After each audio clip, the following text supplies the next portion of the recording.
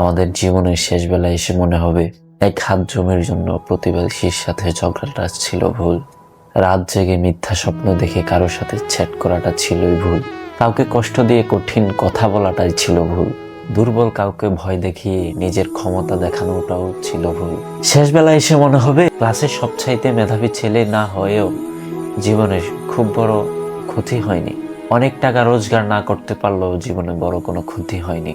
জীবনের শেষ সময়ে এসে একটু স্বাভাবিক মৃত্যু হওয়াটাই হবে শেষ ছাওয়া। শেষ বেলায় এসে মনে হবে মানুষের দোয়াটাই ছিল জীবনের সবচাইতে বড় মূল্যবান সম্পদ, যেটা আমি অর্জন করতে পারিনি। মানুষের মনে কষ্ট দেওয়াটা ছিলই জীবনের সবচাইতে বড় ভুল।